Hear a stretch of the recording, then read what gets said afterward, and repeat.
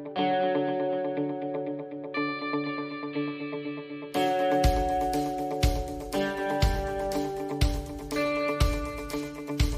thing I have to say about the walking is that I try not to do a ton of that, because I do feel like it can be a teaching gait, but again, the walk is something that is the hardest gait to ride and the easiest gait to ruin. So I always want to make sure we're not, pulling too much in the contact and holding the horse too much, and that the horse ever feels restricted in the walk. So that's just always my disclaimer about walk work.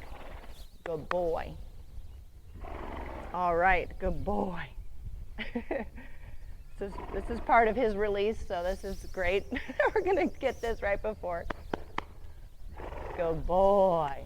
Okay, so now we're gonna take this to trot, and I'm gonna first start in the rising trot, because something that's important about the rising trot is that you do not have to change your posting diagonal, okay? So what's great about that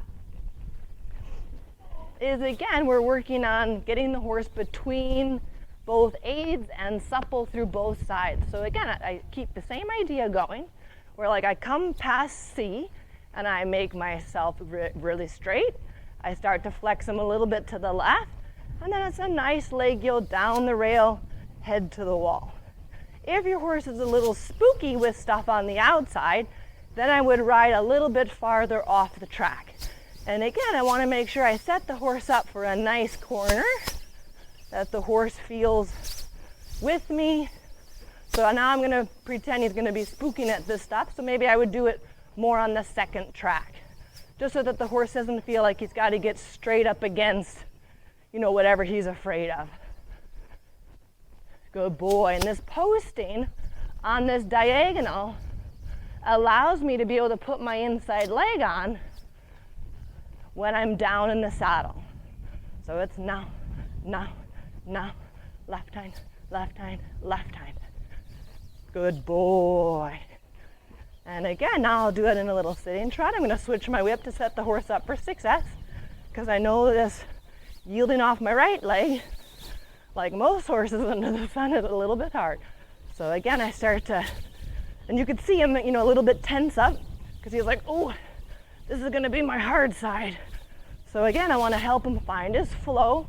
I want to help him learn to stretch through the left side of his body, because again, I want him to bend to the right.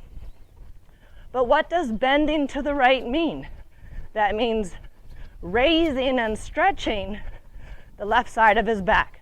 So I want to be elastic with my left rein, actually, as I sit a little bit on my right seat bone, and I can turn my body as I use my right leg to help him really, my right seat bone can help his right back kind of let go a little bit.